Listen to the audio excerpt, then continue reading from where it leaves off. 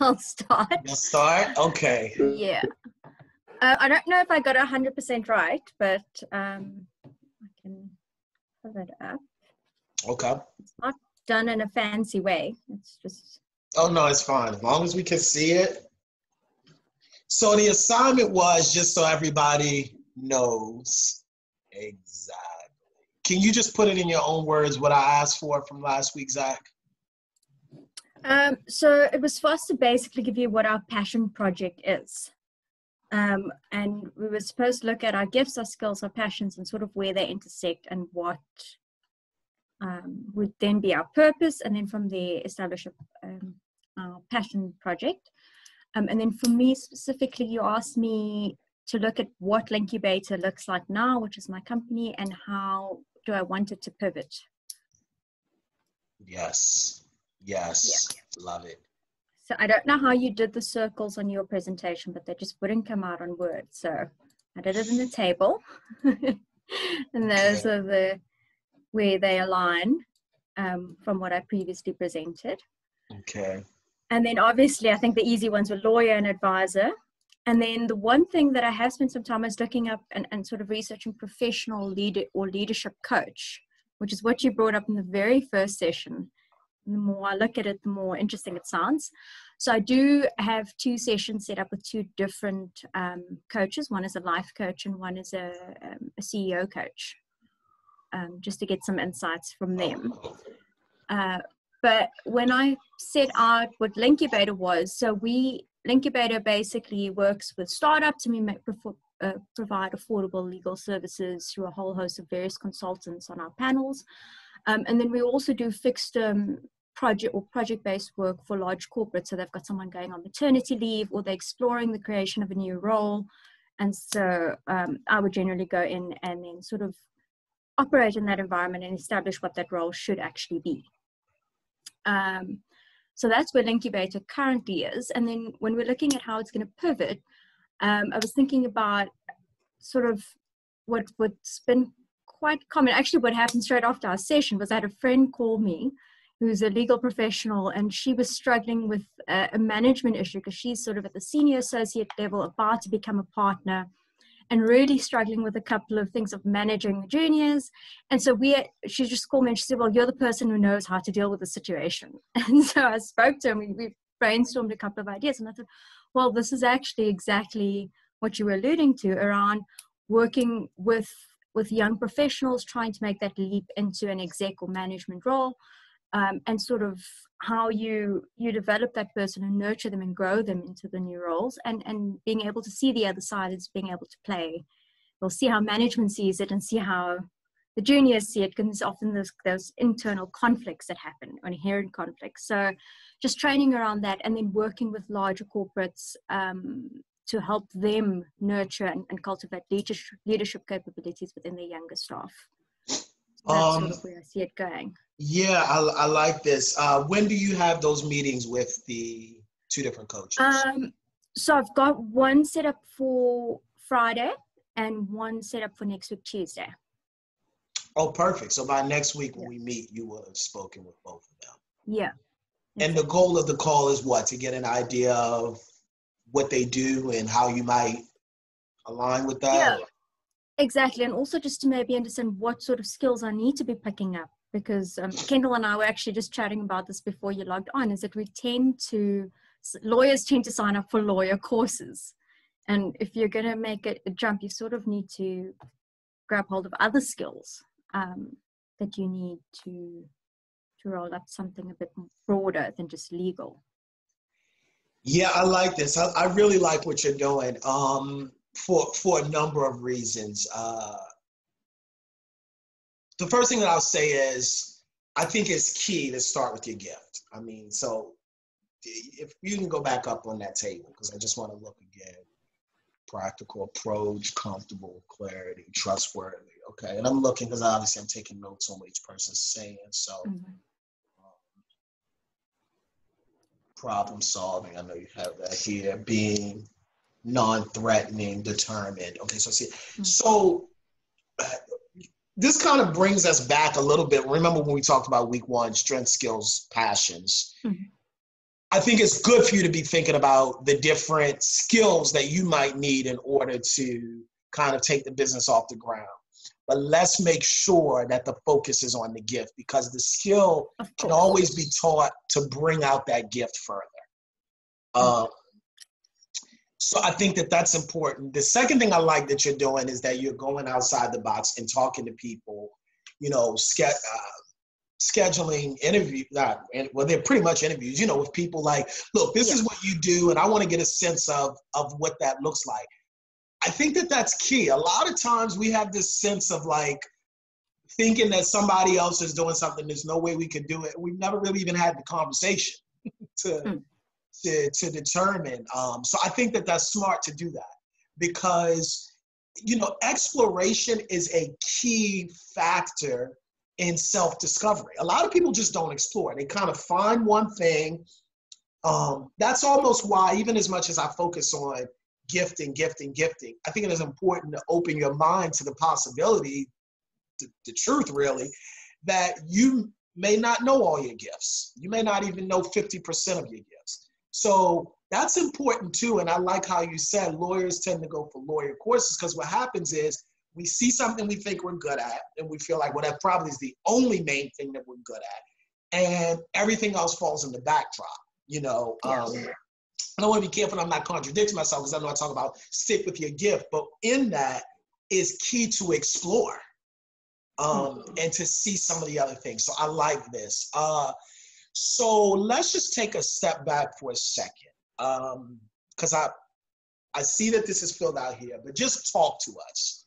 What does this business look like? So if you had to describe it in 2 sentences, what currently or future? I want you to tell us both. Okay. So currently it's a very vanilla business where it's everything from MRI, incorporating companies, helping them with their compliance, just showing them how to do basic things in a very regulated environment. And then it's place fillers, right? It's companies who can't afford full-time legal advisors, and it's big companies who sort of need someone to fill a space for a couple of days a week or a few months once off. So it's very much just plugging into where there's a gap. And I think the biggest problem I had with it, which is what you were able to help me see, is that there wasn't a lot of passion in it, because it was nice, it fitted a lifestyle that I wanted, and it was a skill that I had. And so that was quite easy to do. But when you got me to think about more what it's going to look like, and exploring other options around not just being a lawyer, the future company is sort of still going with that flexibility and the remoteness and working with consultants and other networks. But the one thing that I realized is I built up a really good network over a period of time, because I could just send out a message to a few people and say, look, I'm looking to meet with life coaches and CEO coaches. And I got those responses within an hour or two, and was able to set up those meetings. So I've got the network that's there to support a different type of business. And so what it's going to look like is building, still, I think the legal part, so Lincubator is the legal incubator, or the legal incubation program. That's where the name comes from. But it could easily be a leadership incubator, and so the shift is to move slowly across over time from pure law to actually developing people and being part of their growth, which is what is the passion part that's been missing in the current business. If that makes sense, does that answer your question? Yeah, that makes a lot of sense. Okay, so a couple things, and I'll come back to some of this for next week, because I always like to be thinking about what's the next step. I want you to think about, and this is for everybody here, what is that number one flagship product or service that you'll be offering? So, you know, we started with what are your gifts, then building on gifts, skills, passions, where do they intersect? What does this passion project look like? Now I want to get very specific as what is that one product or service? I think one of the reasons why Jeff Bezos, one of the reasons at least, that he has had great success is that when he started Amazon, he started with what product? What product did he start with? Are y'all familiar with that? Was it books? Exactly. Now they sell everything. And his vision Yeah. always was to sell everything. But he understood, start with a singular focus. And so I think it's as important that as we start thinking about goals, where you want to be in 3 to 4 years, that's important. But focus is key. I mean, that's why we started with gifts. This is really key, focus. So what does that flagship, primary, either product or service look like? That's what we want to hone on for next week. Okay. I mean, get very specific. So this week, we're kind of talking about what the overall business looks like. That project is the overall enterprise, as it were. But next week, I really want us to get specific about the product or service. Because I think what that's going to help do is, as you build out, there's going to be other people that you're going to need in order to make it successful. Whether that's marketing, or that's, the people that do the financials, or the folks that do your visuals, or, it's a number of different roles that are out there. No man's an island. But when you are creating your flagship product or service, it should be something that, if possible, you can almost do on your own. That directly comes out of the growth of your gifts. As your business grows and expands, clearly there will be some things that you'll take on that maybe you're not particularly gifted at, but that's fine because you have a staff, you have a team, you've got other people. But to start off, and so I think this is helpful for you, Zach. I mean, it's helpful for everybody, but definitely for you, Zach, in the sense of thinking about pivot. So how soon does that pivot happen? Maybe the pivot happens now. I mean, I don't know, but maybe you determine and say, you know what, this product that I'm doing now, this is my primary product. This is where I want to hunker down on, but I have in my mind very clearly moving forward that we want to do A, B, C, and D. Yeah, I think that's exactly it where I'm at now. The legal is the primary product because it's sustainable and it's generating a decent income. So it's sort of then slowly moving across using the built-up network to start. Yeah. Okay, and let's I don't want to get too far ahead, but I want y'all to write in y'all notes scalability. This is key. Whatever it is that you are creating, and we'll talk about this next week and then the week after, it should be something that you can scale. How many of you have seen the movie The Founder with Michael Keaton? Have you heard of the movie The Founder? It's based on Ray Kroc's story? No. Really? Okay.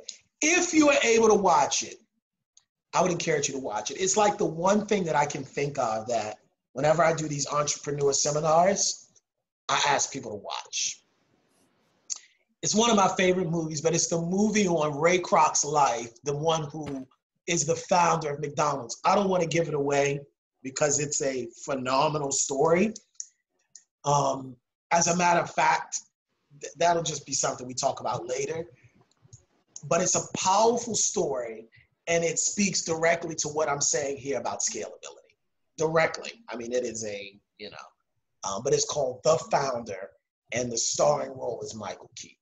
It's like the story of McDonald's. So, all right. Okay, so I just got the book. So you're saying I can save myself some time and watch the movie? Yeah. Oh, you got. They did a book on I guess they would have, right? Interesting. Well, the founders wrote a book on McDonald's and its success. Who's the authors? I'm actually not sure. I'll go and check and then share it with you guys later. Yeah, because I don't think it's the same thing. And you'll see when you see the movie what I'm saying. Okay. All right, let's go to, and when you find that, let us know, Zach. Let's go to, I'm trying to think, was there anything else about that I wanted to? let me ask these questions. It's located where? Your business, Zach, right now is located where?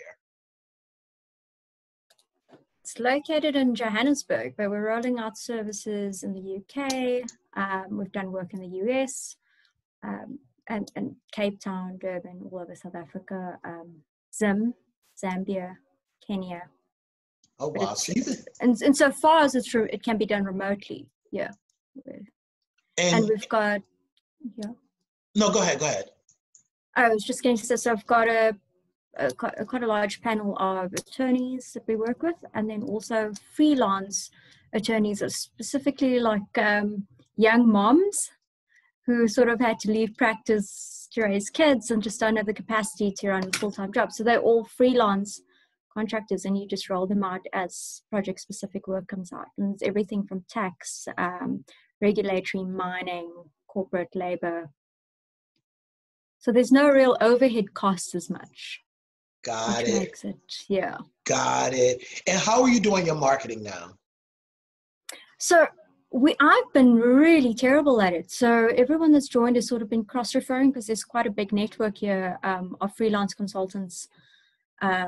So I haven't been, and what tends to happen is a lot of the law firms that we've partnered tend to cross-refer the work to us if it's too small for them, or they don't have capacity, or the client's budget doesn't work with their Got it. fees. Okay. And so they know that they get the very specific work. Yeah. So it's mostly been referrals and through network. I haven't been great at marketing. I've done some talks, but yeah. Yeah, but not. Yeah, I'm looking here and I noticed you said marketing was one of the things that you wanted some. Because things have been busy. We've never had to really do it. And now with COVID, it's sort of going, okay, well, we need to start focusing on marketing better. Yeah. That happens with a lot of people. Yeah. That happens with a lot of people. But that's a very law firm mentality because we don't advertise in South Africa. So, yeah. What do you mean you don't advertise? Like law firms we don't. We'll do sponsorships. Law firms tend to do sponsorships. They'll host events, but we don't we don't publish adverts or put anything on TV or radio. It's taboo. Got it. It used to be illegal. Now it's legal, but people just don't want to do it. Got it. Yeah. None of the ambulance chases like we have in America. If you we do. I have to, okay. You know, it's 3:00 in the morning. Have you ever taken this medicine? And do you have is a leg that's shriveled now as a result? Call up. All right. Okay, so let's hold that there. Ceedie, I want to come to you. What do you have as your passion project? Describe that to us, please. Yeah, my passion project, let me take a look at it quickly. Okay. I can share this quickly. I didn't find too much stuff to say, but I'm going to share this. Okay. Partager écran. I think it's this one. All right, you got it this time, Ceedie. That's what I'm talking about, progress. Yeah. so yeah, it's mainly I would like to write a book since I think I have that gift about inspiring and persuading people. So writing a book could be a passion project for me, but then I have to think about what type of book. Is it something like about myself, autobiographical, or something like related to a topic, a subject that I am really passionate about. So, and when it comes to a field that I'm really passionate about, it's international affairs. So why not create a blog that deals with international affairs issues? So that's what I'm thinking about right now. And yeah, this project is writing a book or creating a blog. It's in line with my strengths.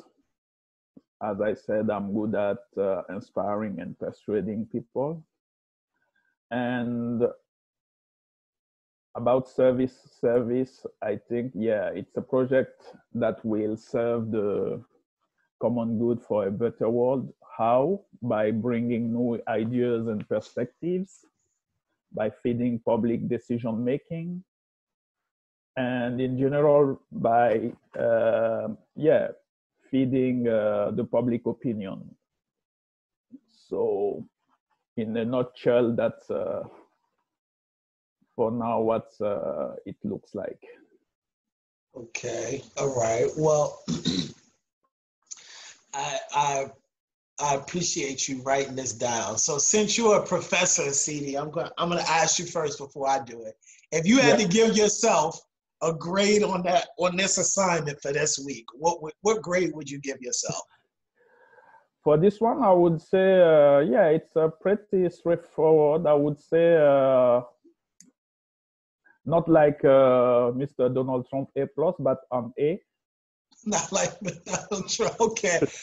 All right. So, okay. So this is okay. You can shut that off. I want to see you when I tell you this. All right, CD. It's very general. We got to get specific. Okay. You see what I mean? I don't want you to just say, well, I could do this. I might be good at this. That might be something to do along the line. What are you? Because I want at the end of this 7 weeks, you to have a roadmap for something that you are creating. I mean, by the end of the 7 weeks, you should be actively in the process of creating this thing. I don't want you to just walk away and it's just like, well, maybe one day I'll do that. Like, what do you, and this is the neat thing about it being a passion project. So maybe for you, don't think about it in the sense of a business. I think everybody has a different path. So what Zach is doing already, well, one, she already has a business already. And that extends itself to a business. You are already yourself a business by being a professor. I mean, part of being a professor, it's writing involved, it's all those other things that involve that are entrepreneurial, even if you don't see it that way. Yeah. So when you think about the passion project, I want you to think about a specific service. So we can kind of skip to the next week task for you. A service or product that you're willing to create, that you're committing to create and or develop now. What does that look like?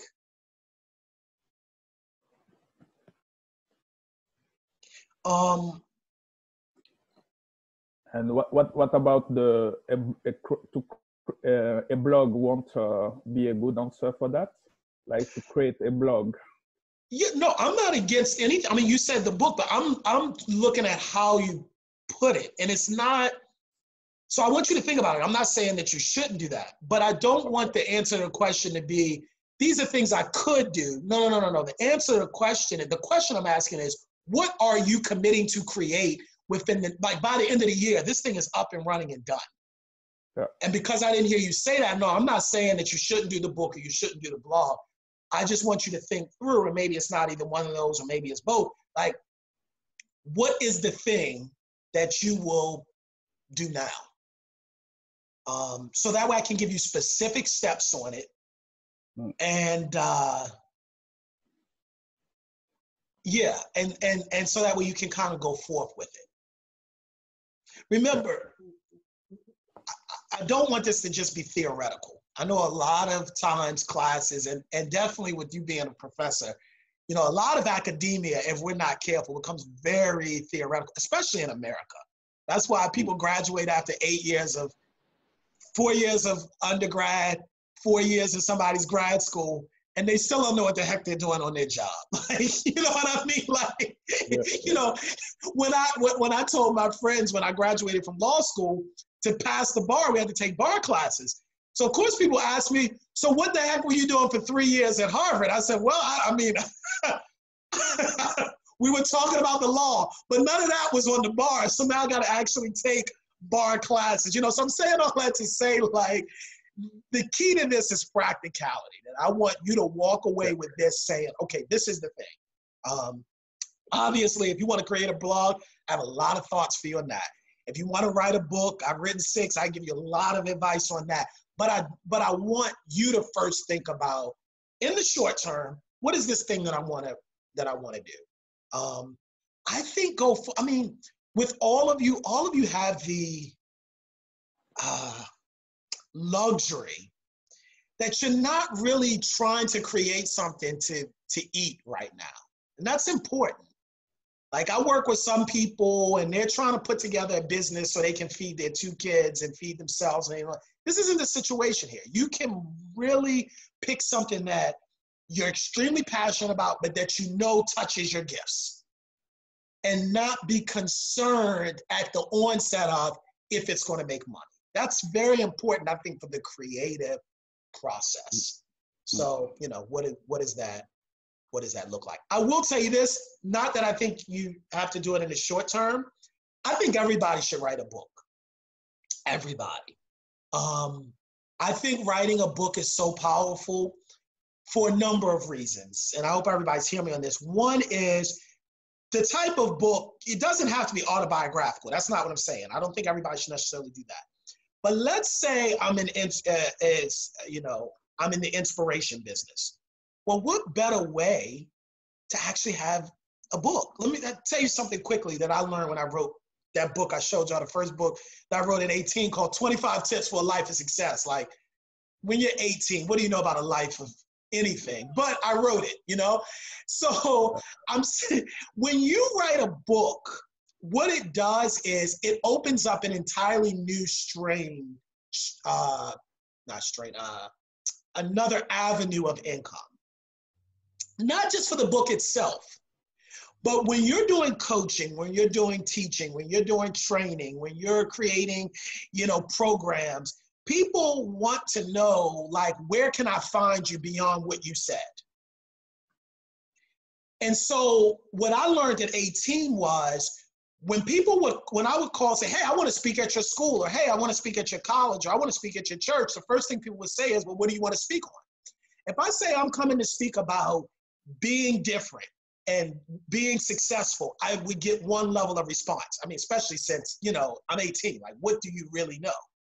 But when I said, I'm coming to speak about my book, Daring to Be Different and the Power of Success, all I did was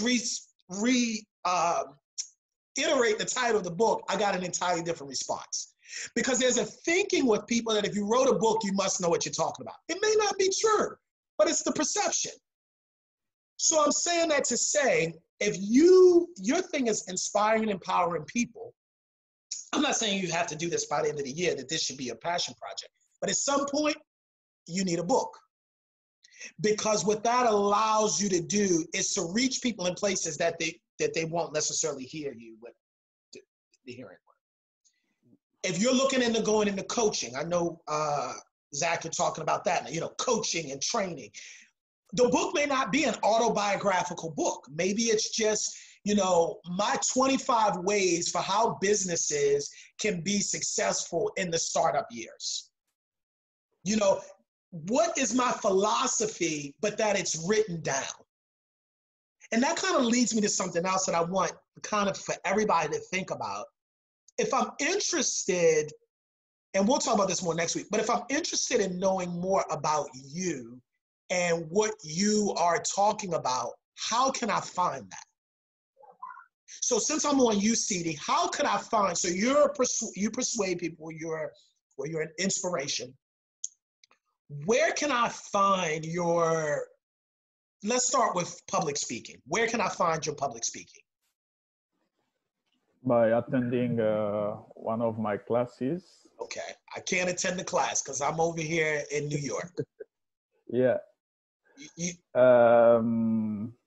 Yeah, so I'm not on YouTube on those stuff, no. why not? I'm not saying you should. I'm just asking the question. Why are you not? I didn't see the need to be there for now yet. Okay. This is all I would say. This is for everybody. You want your gift on showcase. How does that look? Maybe it's not YouTube for you. Maybe it's not social media at all, but it has to look some way. You have to know everybody cannot get to your class. Most people won't be able to get to your class. But if you have something that I need to hear, how can I get it? So, I mean, I don't want to go too far in that vein, but I started with that. We're talking about the book. I want people to start thinking of ways to reach people beyond this. If I can't see you, and I can't come to your class, and I never meet you, and I don't friend you on Facebook, and I never look at your LinkedIn profile, how can I get what you have? Everybody needs to be thinking about that. Because what that's going to allow you to do is build on the gift and also think of other ways to reach people with whatever maybe their problems are or whatever it is that you can meet a solution with. So if your gift is inspiring people, how is that manifested? Clearly it's manifested in the classroom, but how else? What are the other ways that you can do? I'm not saying something that you have to devote 10 hours a week to or even an hour a day to, but what are the little things that you can do in order to kind of boost yourself more? Does this make sense what I'm saying, CD? Yep. I think this is really important for somebody like you, and I'm gonna tell you why. You're a professor, you're talking every day. You're dropping knowledge all the time. That needs to be captured somehow, some way. You know, for lectures that you really think are important, bring in an audio recorder, record it. I'm just giving some ideas now, record it. Later on, you can find somebody, you can get them on Fiverr. They could transcribe the recording. Now you have that recording in type format, and that may be the beginning of some book that you put together. But you have this thing, you know, you almost have to think of yourself like, I'm trying to think, what's a good analogy? You're almost like the person that's the singer, but you sing either in church or you sing in a choir or you sing, no, and I'm not downplaying it, but you're in one space of doing it. So unless I go and I'm listening at that choir, and I know people like that, right? They got this world-class gift, but how will I know? You know what I mean? And I know people like that. Oh, I don't get on social media. I don't get on Facebook. Okay. So then I'll say, well, if I really want to hear you sing, how would I do it? Well, you need to come to my church. Okay, well, until I get to your church, how can I, you know what I mean? And you have this powerful thing, but how is it being used? All right. So just think about that. I wanted to give you some food for thought as you think about what's that flagship product that you want to create. All right, Kendall, I saw you, Lisa. Thank you. The Founder is on Netflix. Yes, it is. Yes, it's a great story. And you might be, without giving too much of away, you might be, Zach, looking at people who wrote, the McDonald's brothers created McDonald's, but Ray Kroc created McDonald's. And I don't want to give it away, but you got to watch it. So the book you might be talking about may be the ones that are the McDonald's brothers who are angry at Ray Kroc. That might be it. Okay. Yeah. Thanks. Yeah. Kendall, yeah, talk to us. Okay, let me just share my screen. Okay. Okay, can you guys see my screen? Yes, we can.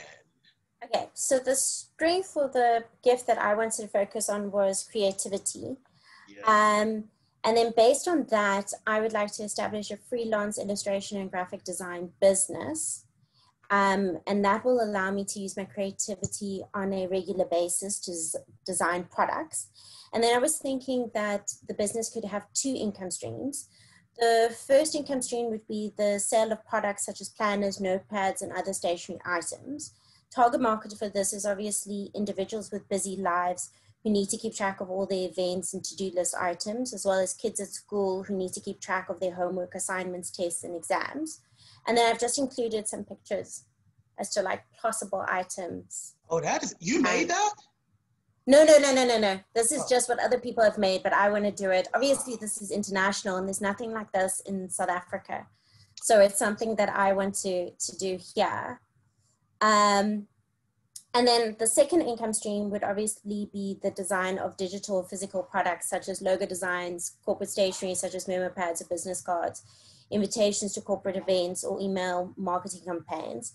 And then obviously the target market for that would be small businesses who require graphic design assistance, but don't have huge marketing budgets to spend. And then an example of that would be obviously your letterheads, your sort of your business cards and stuff like that. I absolutely love this. I love this. You know, I was thinking when you were talking, I was thinking about Zach actually. Like, so this is where partnerships come in. I mean, I'm not saying do this, but I want you all to be thinking in life. I agree. I was just thinking that, Darrell. I'm like, it was meant to be. But no, it's so powerful because that's the key about staying in your lane. So, I mean, Zach could be running a fully formed multi-million-dollar business just helping startups get off the ground. And in that, part of that is going to be graphics.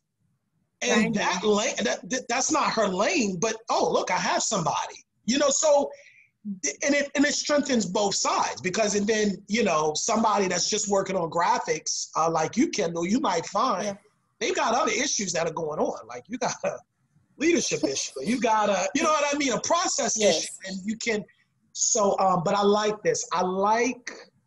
So talk to me a bit about how would you get this off the ground? So I think the sort of the first thing for me would be just to get to know the programs, because there's various programs that you use from a graphic design perspective. So that would be the first sort of thing that I need to sort of tick off. Once I've done that, then basically for me, it's word of mouth would probably be the first way of starting it. So doing a couple of sort of free projects for people. And then once you've sort of done that, then it's them referring you to other people and referring you to other people. And then the power of social media as well. Various companies have shown that you don't need to spend a lot of money with like huge marketing campaigns and that sort of thing. And, you know, putting ads in papers and on TV and stuff like that. You literally can just connect with an influencer over social media or create a sort of Facebook or Instagram account, and that alone can get you so much work, because Instagram and Facebook, they've got their marketplace sort of section where you can actually advertise your company, your products and your services. So that would be the start for me. Okay. All right. So why don't you do, I do want you to think about maybe what your flagship product would be next week. Yes. I also want you to think about a timeline of how you would launch that and when. So if you could write that out for next week. Yes. A couple of thoughts that I have, I don't want to get too far ahead, but even as you're thinking about how to market it, one way would be, I know you say, okay, giving free, doing some free work for people. Yes. I'm almost thinking whoever you do it for should either be a company or folks that you know have a large network. Yes. So let's say you went to a company, let's say it's a medium-sized company, even a small company, maybe has 20 employees, and say, look, you know, let me do your cards, I don't know, maybe 2 or 3 other things. Let me give you some templates for that. And maybe it's not, so it doesn't cost you beyond labor, I mean, except printing it for them, showing them the template. Yes. And if it's something that they like and they go with, you know, then it becomes a conversation about, hey, you know, this is what I do. And I can do ABC, I can do all of your branding. Maybe something like that, because so people can kind of see what it is that you're doing. Yeah. I do think it's smart to invest in some of those programs that you were talking about. Yes. So yeah, I think this is one to something. With each person, let me just see this though. So I think everybody has their own challenges. Kendall, where your challenge comes in that you need to be kind of aware of.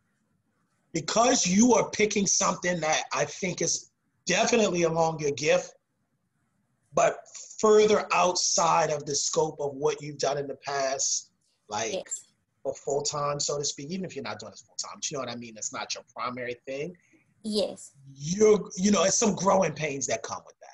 No, true. Okay. So it's important that you know that because just like, okay, because you say you recently were made director of a big firm. How long were you working there? I've been working there almost 8 years. Yeah. So you see, I mean, you were working there for 8 years building something.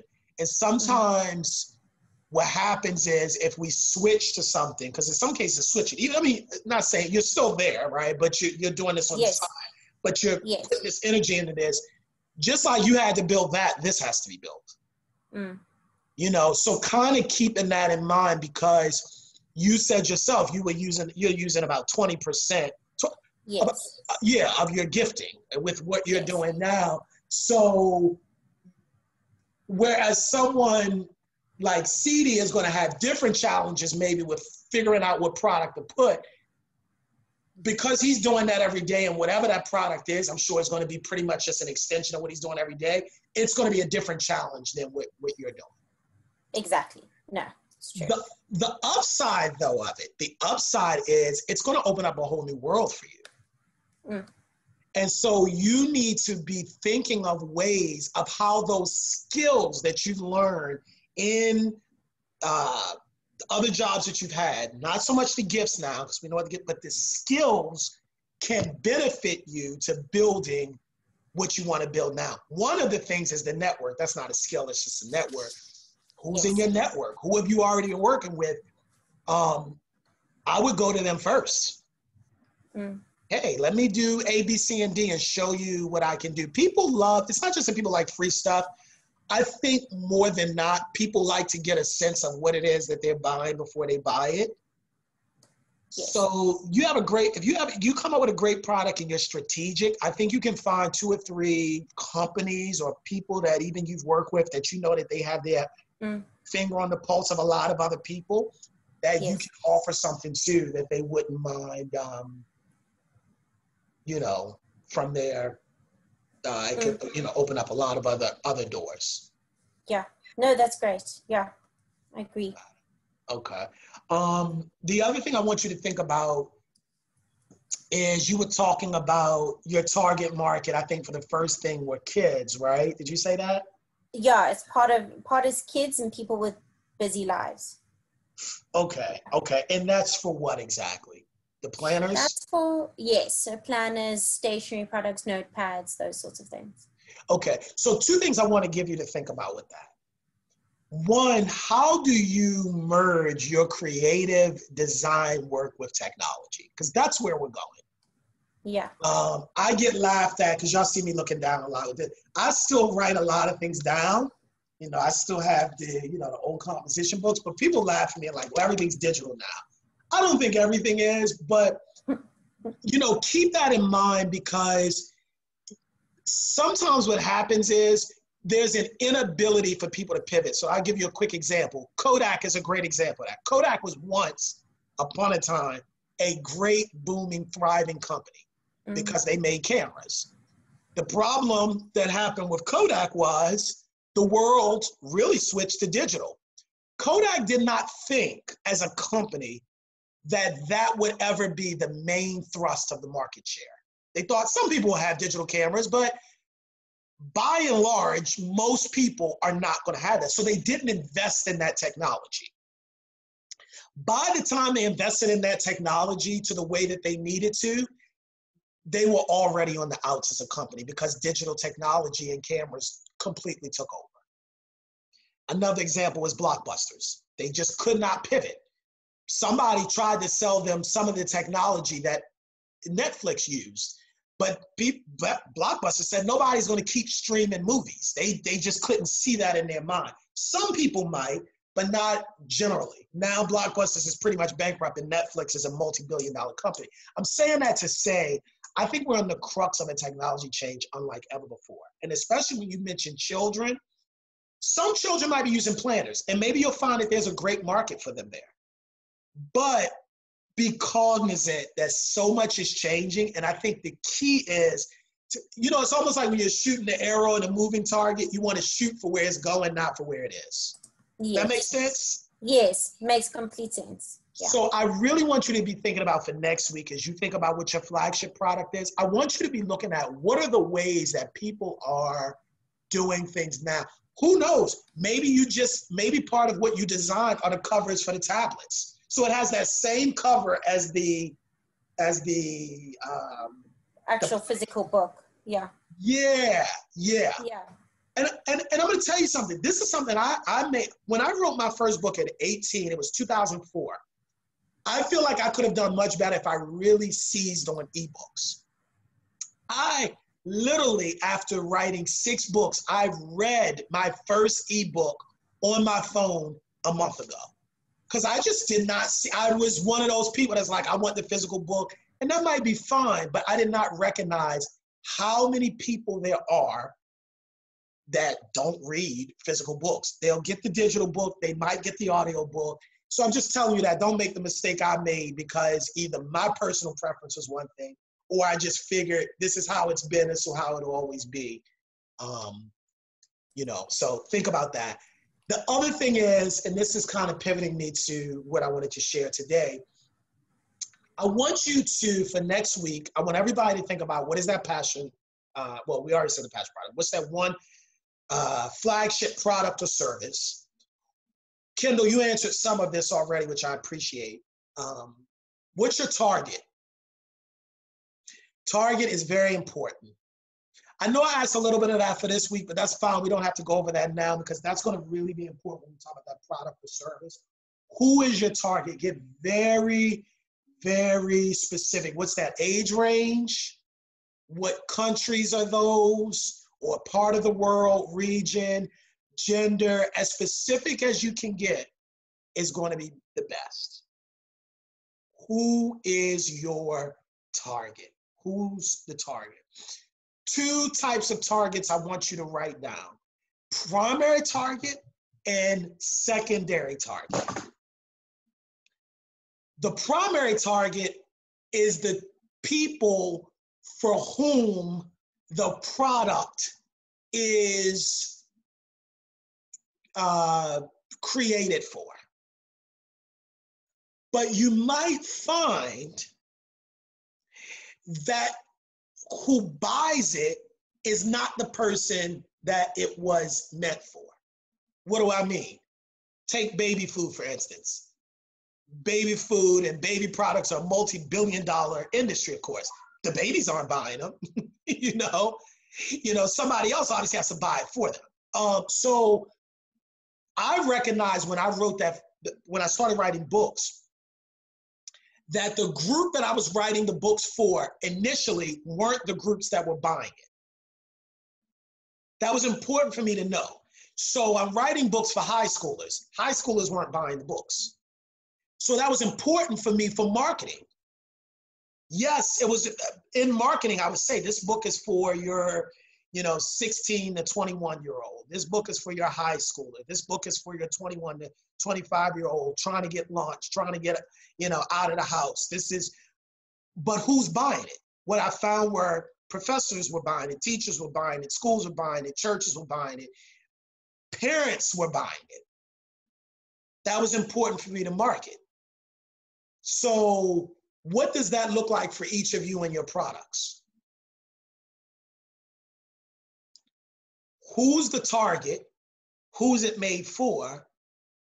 But who's buying it? It may be the same person. I mean, Zach, in your case, I could see him being the same. I mean, the people that are looking as startups in order to get advisement to get to the next dimension, I could see the products being created for them and those being the people that are buying it. Still though, even if that's the case, still you want a secondary market because you want to look at who else might be buying it for them. But it may not, the main chunk may be that audience that you've created it for. Kendall, in your case, if it's a planner for high schooler, probably not.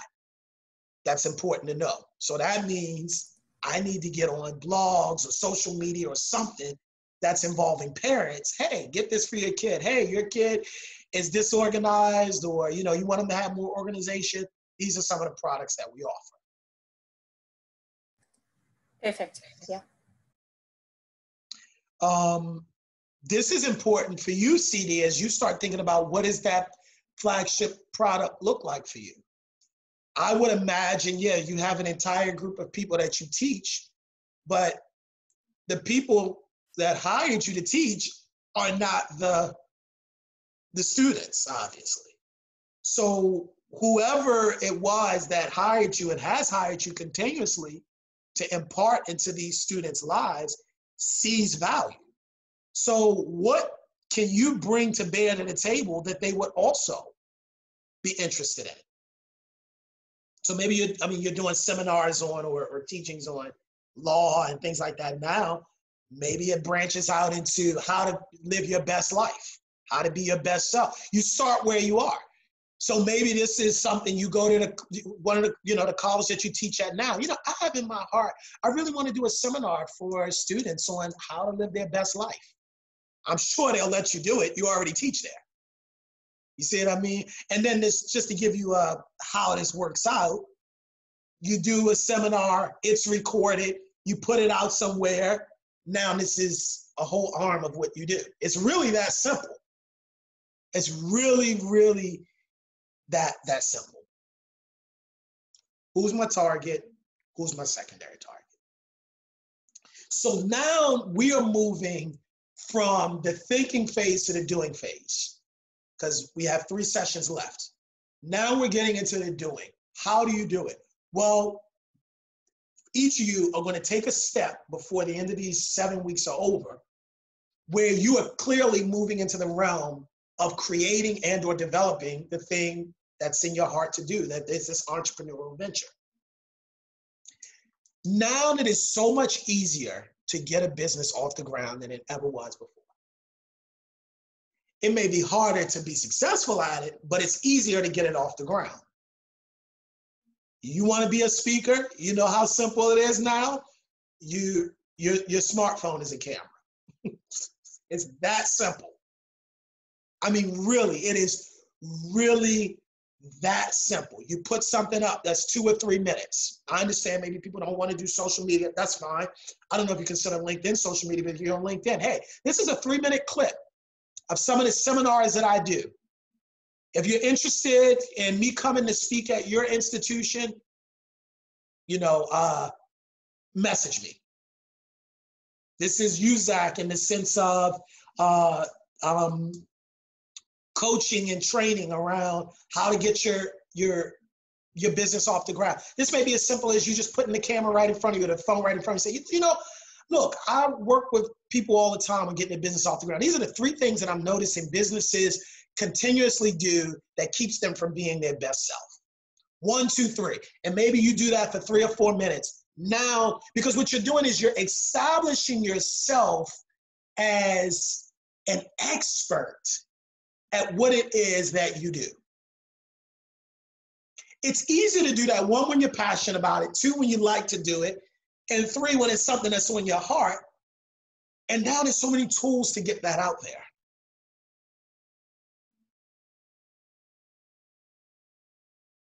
So that's what we're moving to now, the doing phase. How do we actually do it?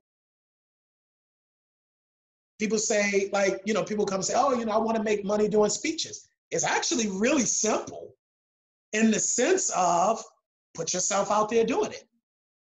This is 2, this is 3 minutes. Kendall, if you have this, something that you've created, this is something you can do a quick, video on, or a picture, or, hey, this is my newest creation. You know, Yeah. if you want me to customize A, B, and C for you, reach out to me. Yeah. It's just the little things, you see what I mean, of just dropping for people to see what you do. Because the truth of the matter is, we tend not to believe what we don't see, you know, but it's easier to get people to see it between all of the mechanisms that are out there. I think everybody should find a way, and this doesn't correlate with next week's assignment, but I'm just giving you some thoughts. All of you can find a way to think of one thing. This is one of the things I'm gonna tell you, y'all, that I am like really good at. I'm really good at this. I am good at seeing something that people already do and turn that into a stream of income otherwise. So if you're already doing something, either for a company, for a school, for yourself, it's so easy to pivot that and to show, hey, I can do that for your organization as well. If I'm teaching, just like I'm doing this here, you know, I just said approach and say, hey, look, I did this seminar at a couple of institutions here in America. I'd love to do it there at your institution. Here's a clip. I think I sent the clip. Real simple. You see what I mean? You're already doing it. You know, CD, you're already teaching. Zach, you're already doing the counseling and consulting. Even if you don't call it, you're already doing it. So now it's just about finding spaces and ways. And see, and this is where, as you talk about, and I know Kendall, you talked about mentioning giving things free to people. Well, there can always be a quid pro quo. Quid pro quo. So if you say, so I'm gonna go back to you, Zach, let's say someone comes to you and, you know, they need to get off the ground. You could say, look, let me do this. Let me record our sessions together. I understand if you don't feel comfortable with having your face out there. I can put a smiley face or something else over your face, but I want to record our sessions together because I want to use this for other people to see what I'm doing. Does that make sense? Those little things, even if it's one session, maybe it's not a whole full thing, it's a few, because now you start building up your testimonials. Now you start building up, this is how I take a person's vision. They have this vision of, I want to start this company. And this is how I walk them through A, B, C, and D. That's gold. Now you have an hour session of you working with this person.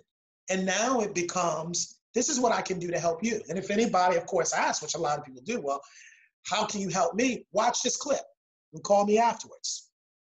Nothing does better to market what you do than doing what you do. I mean, I just think that's key. I think sometimes we find all these little things. Nothing markets it better. If you inspire people, it's one thing for me to say, oh, I can do A, B, C, and D. Check out this clip. I know I keep going back to you, CD, on that. CD, you gotta have a clip somewhere. Somewhere. It has to be, just like I'm saying about your writings. If writings is what you do, and this is your passion, this is your heart, somewhere it should be accessible for people, even if you have it and it's something that is just not out there, but you can send it. So let's say, because one thing that YouTube, which I love, they have videos that you can unlist, meaning that unless the person has that link, they can't see it. So if you're talking to a college, you send in this link. This is what I do. I'm not a big pro. I don't like to put myself out there, put a whole bunch of stuff out there, but I wanted you to have a sense of what I do. Trust me, if you are moving people, somebody will bite.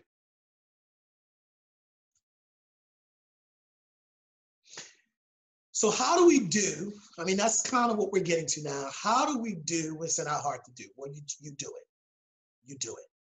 Find a way right where you are to use what you have. So I know I described or explained last week about the journey for me with writing the book. Let me share a bit about the journey for me about speaking and how I turned that into different revenue streams by really simple, just using what I had. So what I started was I would do these speeches and I'd record them. and, you know, put them up there on YouTube.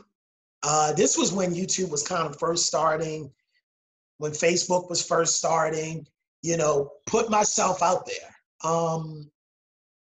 One of the things that I think Americans are a little better at is what we call self-promotion. You know, it's like it's in our blood.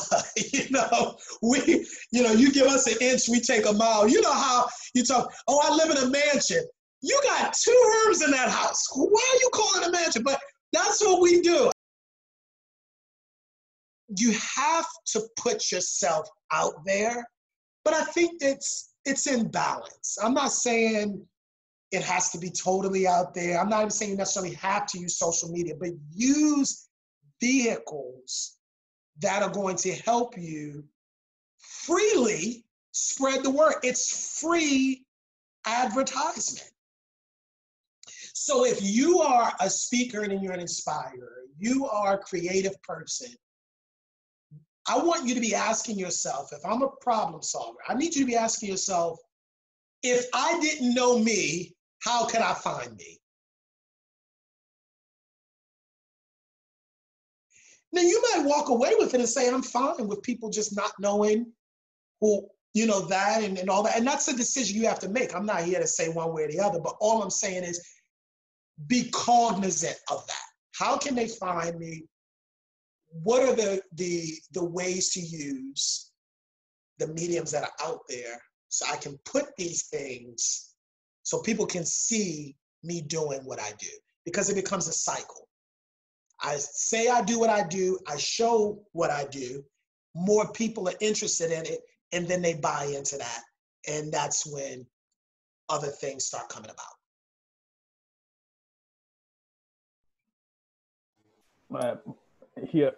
My comment would be the fact that you are not alone in that like kind of industry. So what's gonna set you apart from the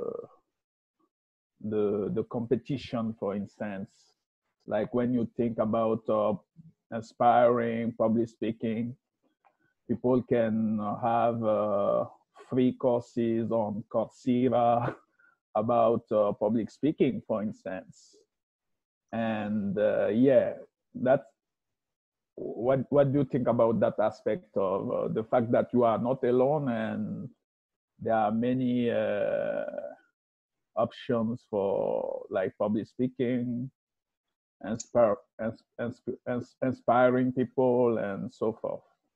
That's a great question. That actually is going to be the focus of next week, how to distinguish yourself. But I'll give you some things here, and I think that's a great question. The first thing is, what did Nike say? Just do it. You got to do it because it's the more you do it, the more you're going to find your voice and find what makes you different. That's key. I know it almost seems like what comes first, the chicken or the egg? Because that's a good question. Like, well, what makes me different? I want to know what makes me different before. But it's almost like trying to figure out how to ride a bike before you get on the bike. Like, I just got to get on it, I got to ride it, and then I'll find my rhythm. So the more you do something, the 2 things are going to happen. One, you're going to find your rhythm more. Secondly, people are going to tell you what your rhythm is. That's why it's so important to get, that's why even like in your case, as a professor, the, what do you call them? Evaluations can be so valuable because the feedback is key. You might be thinking people are interested in one thing, but you might find out they're interested in something totally different. You might be doing something you don't even realize why it's successful, but people will point that out to you. So one of the things that I think about when you say that, a lady named Tasha Cobbs, I don't know if y'all know who she is, Tasha Cobbs. She's a singer. She sings songs like Break Every Chain. That's her big song, Break Every Chain.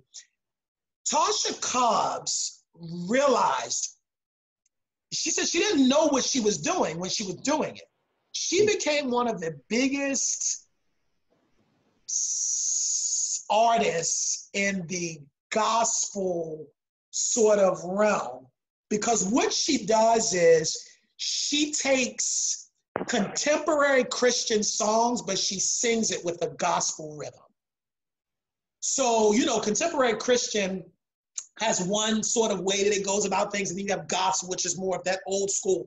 So here's this Black woman who takes these new age songs, but sings it with a gospel twist. She says she didn't realize she was even doing it. For her, that was just her style. But she came to recognize, as people were talking to her more and more, that's what makes you different. We've got people that can sing gospel, and we've got people that can sing Christian contemporary, but you like merge it. So I'm saying it to say she would have never, she said she was doing this for 3-4 years on big stages before she kind of recognized, oh, I didn't even realize that's what it was, that people really liked that I was doing. Then she was able to be more intentional with it once she knew. So how do you find what makes you different? One is doing it, getting that feedback, finding your rhythm, putting yourself out there, and you will find that. Secondly, it's knowing your target.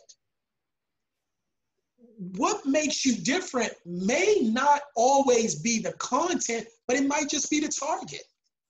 You're reaching an audience that otherwise has been overlooked or other people didn't think to go to. Magic Johnson, I think one of the reasons he saw success with Starbucks was that he had the idea, put Starbucks in neighborhoods that people don't think are going to spend $7 for a cup of coffee. And he proved them wrong. So he used the same concept that was being used in these more affluent neighborhoods, and he started putting them in the Harlems, in the Brooklyns, in the Baltimores. He started putting them in places where people said, it's really not a market for it there, but he realized that there was. So that's the second thing. Sometimes it's not the product or service you have to tweak, it's the audience you have to tweak. So when you find about what makes you different, it's knowing this is my audience. Think about every great politician, the great ones, even if they're not such good people, but they're great politicians, they know where they resonate. Do you know that about you? A lot of people don't realize that. They really don't. Even when they have that gift, they still struggle to point to, this is where I resonate most. All of those things, trust me, will help you to begin to find, this is where my niche is. This is my niche. Thanks. Sure. Kendall, what did you find about Steve Jobs? Well, bar for the fact that he had a very strange personality, he was very, very creative. Like basically, he turned everything into gold. He took over Pixar, whatever the company was called beforehand, and it basically was a no-name sort of animation company. And he turned it to the point where, he got a distribution relationship with Walt Disney. That then broke down. And then when, I think it was Iger, when he took over CEO of Walt Disney, basically they bought out Pixar because they realized how important Pixar was. So you take a company from basically being absolutely nothing, a no-name animation company, to the point that, I think Disney bought it for something like, I think it was like $7 billion US dollars. So, that's absolutely ridiculous. And it was all because of Steve Jobs and the vision that he had. The same with Apple. Apple was fantastic when Steve Jobs was at the helm. They then forced him out of the company. They then basically had to formulate a way in which they could basically buy the company in which Steve Jobs was involved in order to merge it with Apple so that Steve Jobs could come back as CEO. During that period where he wasn't CEO of Apple, the sales went down. And the company actually wasn't doing well. And then when he stepped back as the CEO, Apple sales sort of skyrocketed. And he had like a clear vision as to where he saw the company going, what the mission statement was for Apple, the products that they were going to produce, that they were going to produce high quality products, but, you know, at affordable sort of prices and things like that. And he stuck to that. It made him unpopular in certain instances, but by sticking to that, he grew a fantastic company. Yes, he did. And I hope you saw some aspects of yourself in that story. I'd like to think that one day I could get like that, but I think the one thing I saw about that is if you are determined enough and have enough sort of faith, not only in yourself, but in the product, there is nothing that can stop you. There might be people along the way who don't agree with you, but that's fine as long as you stay true to who you are and your product and your sort of your vision. That's all that matters, and success will come. I think you're right, and I think if you kind of step back a bit from the product, I think with people like Steve Jobs, I also think Zuckerberg has this gift. It's the gift of getting you to buy into their vision. I think people are interested in the product, but I think they're more interested in the vision. So take Steve Jobs kind of saying that the phone will have one button. Like, even though there were a lot of people who said there's just no way that could happen, that you just wouldn't need a touch screen, like, and it just has physically one button. Yeah.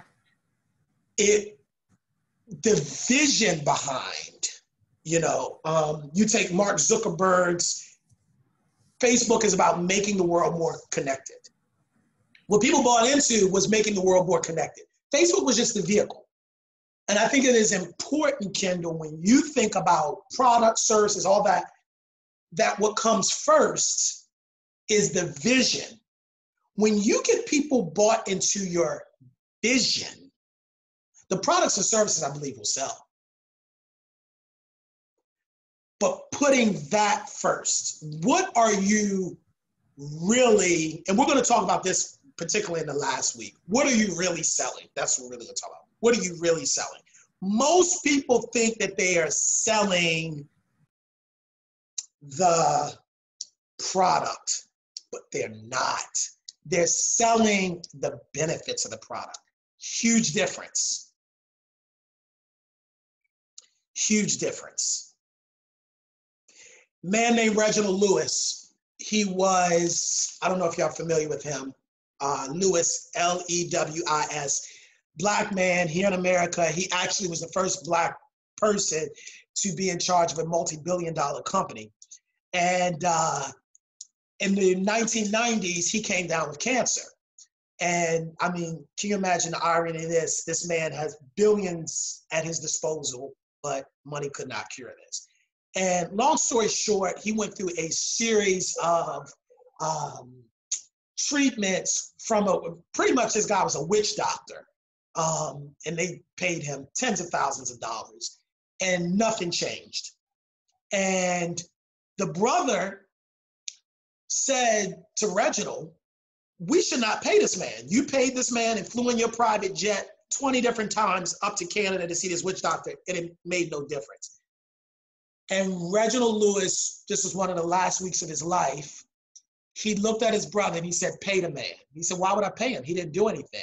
He said he did. He gave me hope. That's powerful when you think about it. The product failed, but what he really was selling this man was hope. That even though that witch doctor stuff didn't work, what worked was the hope aspect. So I say that to say, when you are selling anything, it is so important to know, what am I really selling? What am I really, maybe selling is a strong word because that has a negative connotation. What am I really offering? What am I really offering? You take Zach. It's not just that I'm offering, you know, strategies to build up my business. I'm offering you a blueprint to get to the next level. I'm offering you a community where there's guidance and there's mentorship and there's advisement. I'm offering you a safety net so you have an ear to kind of, bounce off the ideas that you have in your mind. You have a sounding board.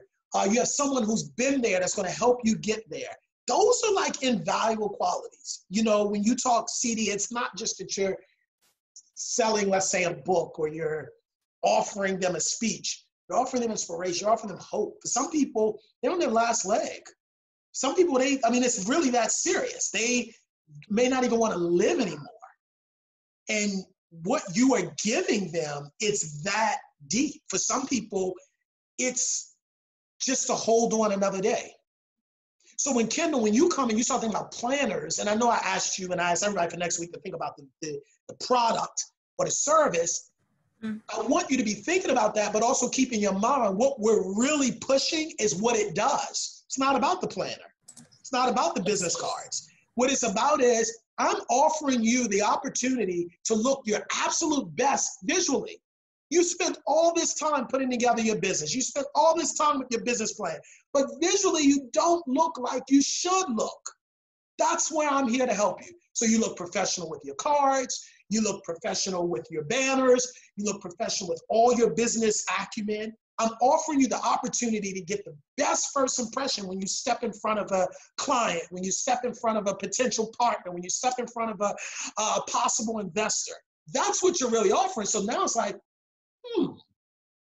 before I might not have thought I needed business cards, but by the time you finish talking to me about how I'm helping you with your look, I'm helping you in how you present, I'm helping you in how your business shows itself to the world, maybe now I'm willing to have a conversation about that. Does this make sense what I'm saying? Absolutely, yeah. Okay. So next week,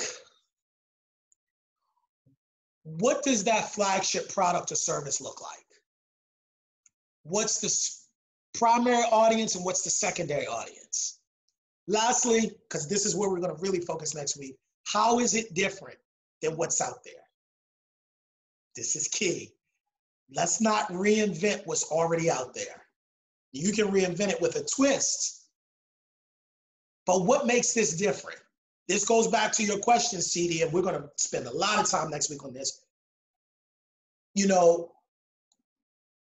Some of the problem with any industry is that sometimes people put out things and it's the same as what's already out there.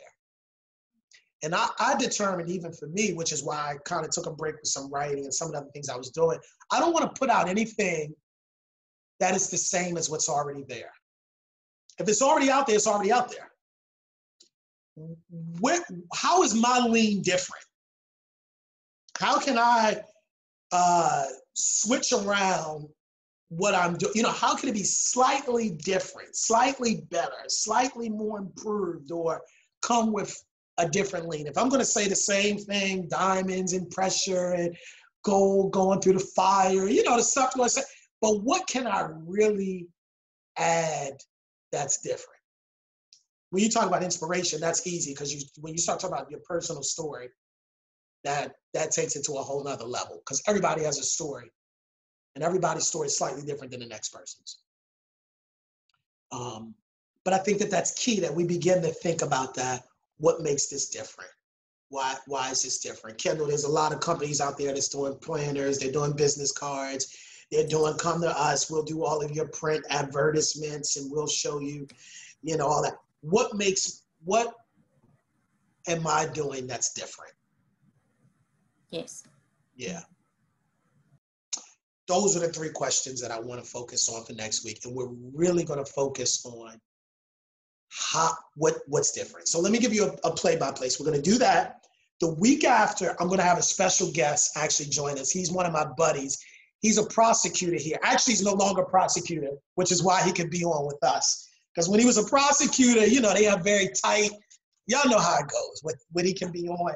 So I told him about this class. I want you to join me, but I know you can't. So he just resigned and he's taking another job. He's actually probably gonna be a prosecutor somewhere else. But now that he's in between positions, this is the perfect time. And he's gonna join us the 7th of October. So not next week, but the week after.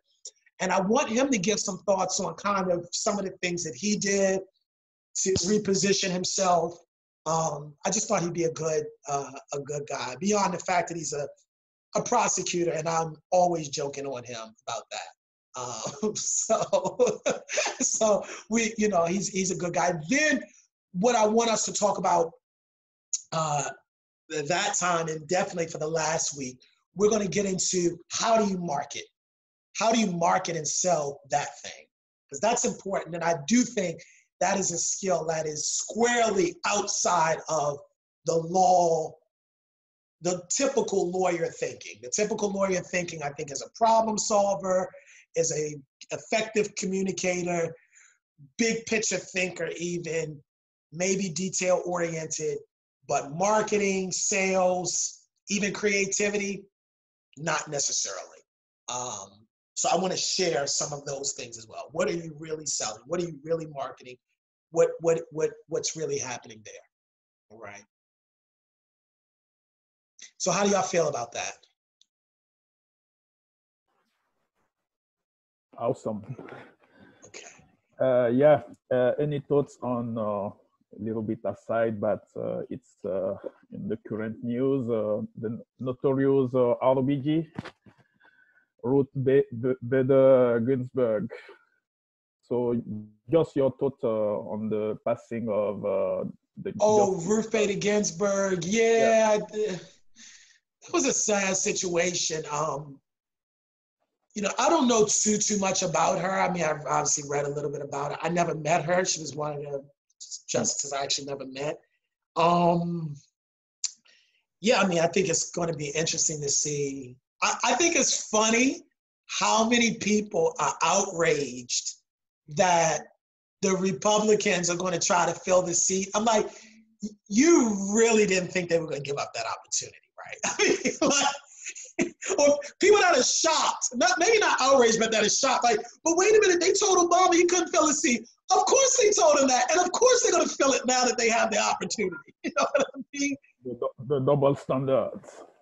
Yeah, it's definitely a double standard. And, the bottom line is, the truth of the matter is, it's sad, but this administration has filled a lot of key roles that I think we're going to be fighting to undo for decades. Yeah, it's sad to see that the democracy is in jeopardy. Yeah, I think this is going to add a lot of fuel to his base. A lot of people that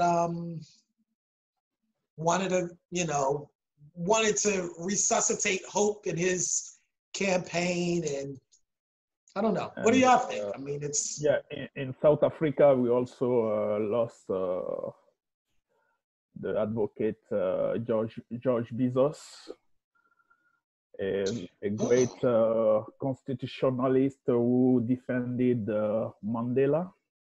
Okay. He was the lawyer of Nelson Mandela at the Rivonia trial.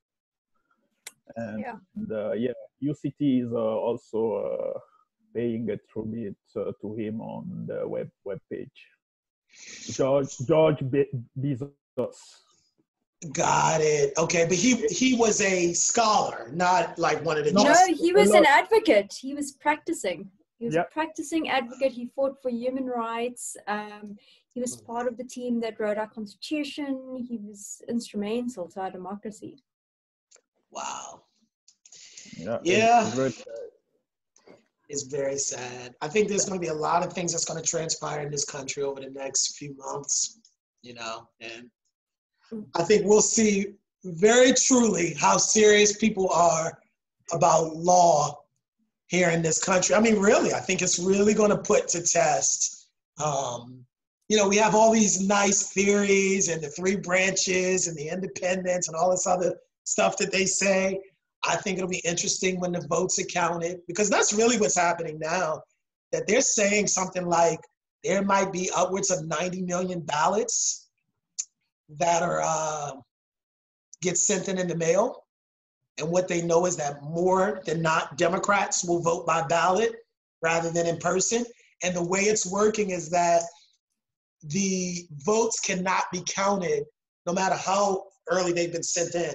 They cannot start counting until election day itself.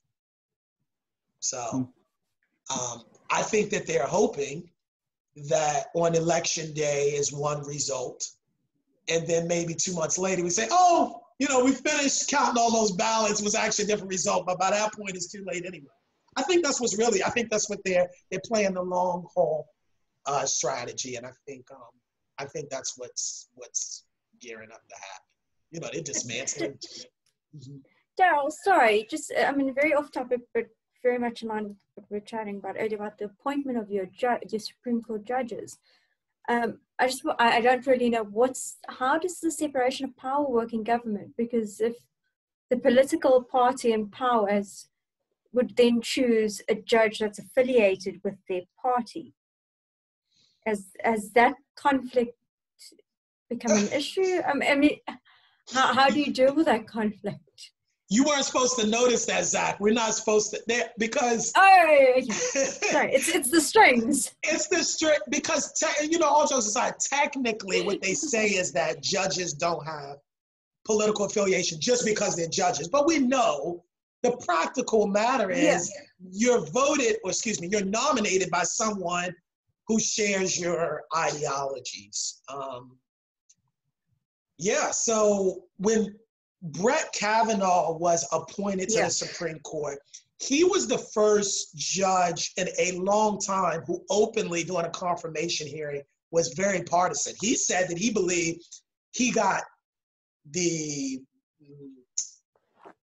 issues that he was having was because of the Clintons. And a lot of people thought that was really like, wow, how can you be an unbiased arbiter when you're very clearly hate the Clintons and Democrats? The answer is you can't be. So it really isn't a separation of powers, but it's what we say. I think, unfortunately, in this country, things have become more partisan and less veiled. It's always been this way, but now people feel more comfortable with just saying, yep, I'm a judge and I'm a Republican, and don't really like Black folk, don't like Muslims, don't like anybody don't look like me. Really, that's where we are as a country. It's like, people just lay it out on the line. It's unfortunate. The other thing is, a lot of people, what they don't recognize is those, one hand washes the other. So you got to think about it. He's putting in judges. Look, you can't blame them that not just are Republicans, but that if there is a fight for an election, they're going to swing with him. Mm-hmm. So, look, if I appointed somebody Supreme Court justice, if I got into a little bit of a bind, I don't care about none of that neutral stuff. You better help a brother out. I'll put you there. So, I think that's what, I think that's what's happening. People are funny because I think what this has just shown is it's exposed what's already there. People are upset like, oh, how can he pardon people who, how can you pardon people just because they're his friends? But that's how it's been. Pardons, it's been the case that presidents pardon people that they're not pardoning enemies. I can tell you that. You know what I mean? Like, it's just that it's just more blatant now. He said he might give himself a pardon on his way out. I don't blame him, just in case. Just in case y'all want to indict me, hey, I pardon myself. Which he can do. He's the president, so I don't know. How is it covered there? That's what I'm interested to know. Is the news covered there like America's going to hell in a handbasket? America looks like it's burning from here. Yeah. Well, it is. Yeah, basically. South Africa looks fine. America's we complain about things going wrong in our country, and then we see the news and we're like, we're okay. That's the first world. We're fine. Over here, we're doing okay. But you know what? We're getting what we deserve over here because, there's an arrogance that happens over here. You know how Americans can be arrogant. And we laughed at other countries. We really did. Oh, y'all can't get your elections right. Or, you got people in parliament fist fighting. We laugh at all that. we're civilized over here. Yeah, and now we're getting a taste of I think it's just quite interesting for us with how political the judges are. I think that because on our side, well, the judges have to be so neutral. And I mean, our Chief Justice made a comment, I think, about Israel 2 months back. And it was just, I mean, I don't think it was anything hectic. He just commented on them in passing in an interview. And everyone was up in arms because our Chief Justice has to be neutral. You cannot show political positions. I think it's quite interesting just to see how it works over there. They generally don't once they're in. I mean, at that point, all of their politics is just disguised by whatever opinion that they write or they espouse. So I think that's what, but yeah, I mean, people can definitely, you know, the sad fact in this country is that race is the most powerful narrative in the American story. I mean, it just is. So it's not odd to think of judges as being politically neutral because racially they weren't neutral for so long. And it's the same. There's still not though. Well, I don't know if I don't know if you read the report. I think it was Berkeley that released a report recently on convictions and sentencing and the massive discrepancy. You have a lot of people that don't believe, though, that it is like bias, that is systematic inequality here. You have a lot of people. It is unfortunate, you know, and it's, some of it is race, some of it is social economics. It's so much, it's so deeply ingrained. I mean, even now, you know, there's a big fight because they're starting to take bail off the table for a lot of, you know, America's one of the, I think, only 2 countries in the industrialized world that still has a cash bail system where people like profit, like bail bondsmen profit off of people going to jail. And, you know, there's a fight against taking that away. There's a lot of people who feel like that's really just. So what that you can just pay your way out and the other person did the same thing and they can't get out. And so, but people just don't see it that way. It amazes me, even with the statistics in prisons and the number of people. There's a lot of people who just feel like that's just the statistics, but that doesn't evince systematic inequality. I'm like, if that doesn't, I don't know what else is. You know, when I wrote my book, Come Back Swinging, I talked a lot about just my own personal story, and I don't know how familiar you all are with it, but you know, I've seen some different parts of life, and I shared some of that, and shared like even some of the underbelly of the criminal justice system, and some of the folks that I even, not just my own experience, but people that I've worked with, and I think people would be surprised just at how the vast gulf between the practice of the law and the theory. It is like spectacular in this country. But we play the game better than anybody. I mean, I will tell you that. You know, it's like, you know, it's so many things that, yeah. But, yep. So I guess we'll see. We'll see what happens. Well, thanks for that. Yeah, of course. Can you share one more time your email, maybe, to... Sure, I'll type it in here just so you have it, because sometimes my... Thanks. Yeah.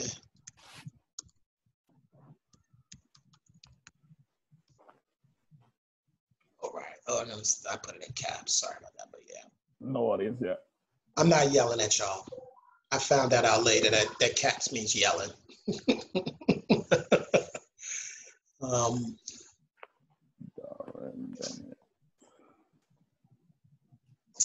So looking forward to next week, same time, same place.